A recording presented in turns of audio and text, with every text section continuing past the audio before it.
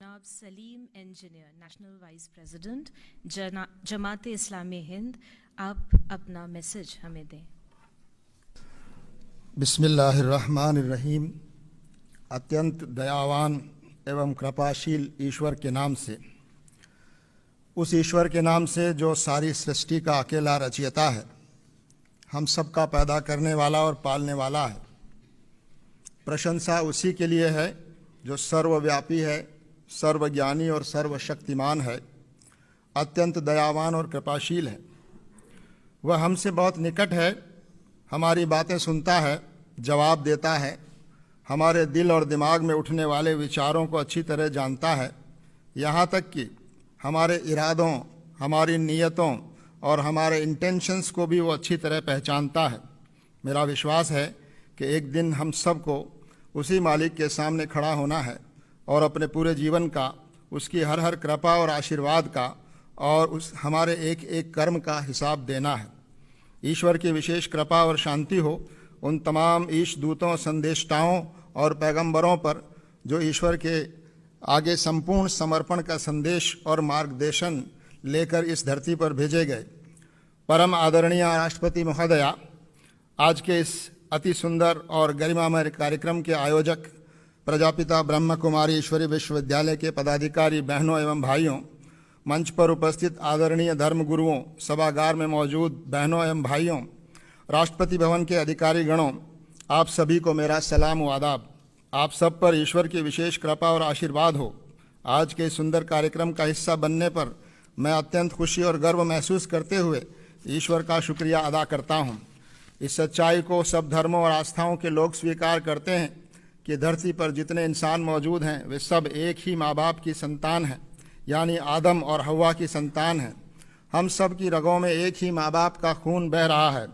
ईश्वर के सभी पैगंबरों ने और अंतिम पैगंबर हज़रत मोहम्मद सल्लल्लाहु अलैहि वसल्लम ने ईश्वर के इस संदेश को आम किया कि तमाम इंसान बराबर हैं, कोई बड़ा और कोई छोटा, कोई ऊंचा और कोई नीचा नहीं है।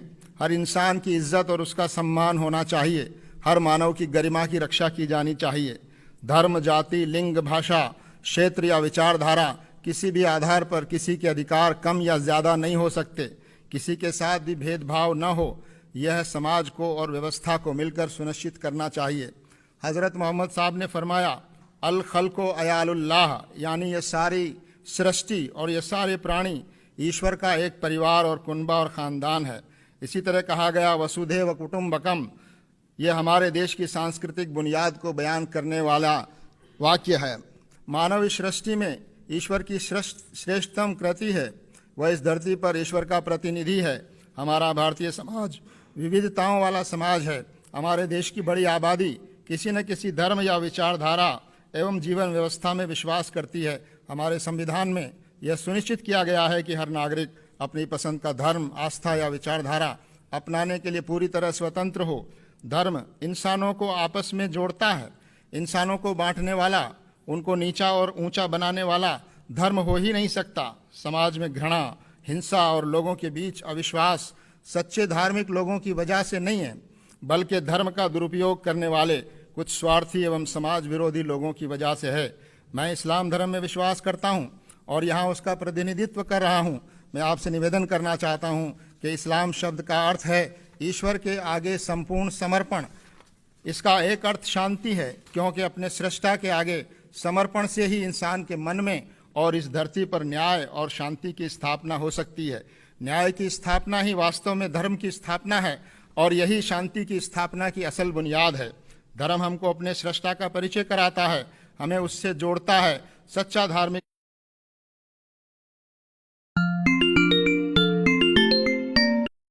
व्यक्ति ईश्वर से प्रेम करता है, इंसानों से प्रेम करता है, उसका सम्मान करता है और उनकी सेवा करता है।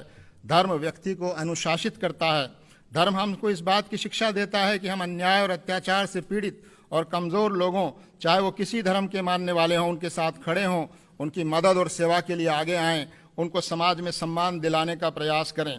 आज इस बात की आवश्यकता है कि विभिन्न धर्मावलंबियों में और धर्म गुरुओं में मेल जोल बढ़ना चाहिए, उनके बीच संवाद मजबूत हो। समाज में नैतिक मूल्यों को स्थापित करने के लिए हम सब धर्म गुरुओं को मिलकर प्रयास करना चाहिए। हम सभी धर्मों के धर्म गुरुओं को इस महत्वपूर्ण काम में पहल करके साथ मिलकर समाज में जागृति लाने, आपसी सद्भाव और विश्वास को मजबूत करने का यह पवित्र कार्य करना चाहिए। और हम लोग ये कार्य कर भी रहे हैं, लेकिन इस कार्य को और अधिक सक्रियता से करने की आवश्यकता है। मैं ईश्वर से प्रार्थना करता हूँ कि वह हम सबको देश और समाज के प्रति अपना दायित्व पूरा करने की प्रेरणा और शक्ति प्रदान करे, ताकि हम सब मिलकर शांति पर आधारित और नैतिक मूल्यों पर आधारित और न्याय पर आधारित एक समाज का निर्माण कर सकें और भारत को प्रगति और समृद्धि की राहों पर आगे ले जा सकें। मैं इसी के साथ ईश्वर की बड़ाई और प्रशंसा और महामहिम राष्ट्रपति महोदय का धन्यवाद करते हुए अपनी बात समाप्त करता हूँ। शुक्रिया।